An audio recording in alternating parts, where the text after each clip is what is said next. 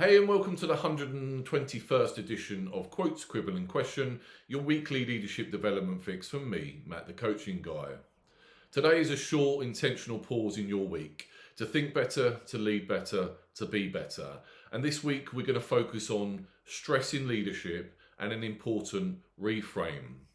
Stress is inevitable in leadership, but it should be a season, not a default operating rhythm. And there's good stresses, the kind that sharpens focus, prompts decisions, and motivates meaningful change. And there's bad stresses, the ones that linger, drain energy, blur thinking, and quietly hold you back. In my work with senior leaders, unhealthy stress most often shows up when a leader has entered a demanding season but never defined the exit, discussed it, or even communicated it. No timelines, no plans, no actions that would actually move them out of it. Instead, stress becomes normalized, and stress becomes heavier when it's fueled by inaction in the right areas. Unclear or competing priorities, decisions postponed rather than made, and boundaries known internally but not communicated externally. Stress, in this case, is information. It signals that something needs to be decided, defined, or ended. So your quotes for this week are, you can't calm the storm, so stop trying.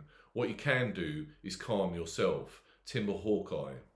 Stress is caused by being here but wanting to be there. Eckhart Tolle. The price of inaction is far greater than the cost of making a mistake. Meister Eckhart. You get what you tolerate. Henry Cloud.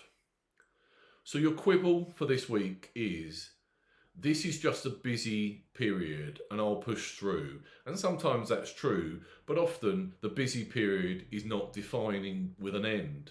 No clear decision that will change the load, no boundaries that would reset expectations. What starts as a positive pressure quietly turns into persistent strain. And this shows up as holding responsibility without authority, carrying decisions internally instead of making or sharing them, and allowing priorities to drift because boundary setting feels uncomfortable. From the outside, leaders look capable and composed, and inside they're operating in stress with a season that has no exit plan. So here's the support that will help you through this season. To use stress well and prevent it being harmful, leaders need to design the way out, not endure the way through. So name the season you're in. Ask, is this a stress meant to be a motivating change, or is it signalling misalignment? Define the exit timeline. Be explicit. By when does this need to look or feel different?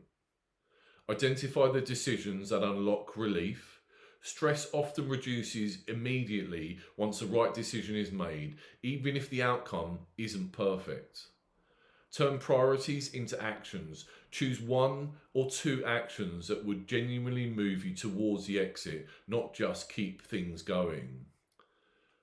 And set boundaries that mark the shift. Stress lingers when expectations stay vague. Boundaries create psychologically and operational relief. And review stress regularly. Ask yourself monthly, is this stress still useful or has it become habitual?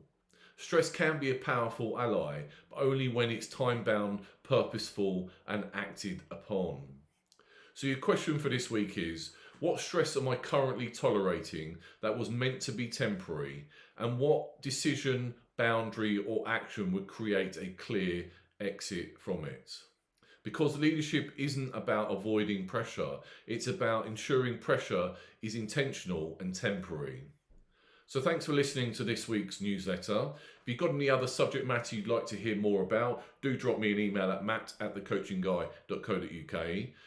And if you're thinking about stepping into coaching and want to rise, lead boldly and live fulfilled with coaching that changes more than just your career, drop me a DM and let's see how we can work together. Have a great week. Bye for now.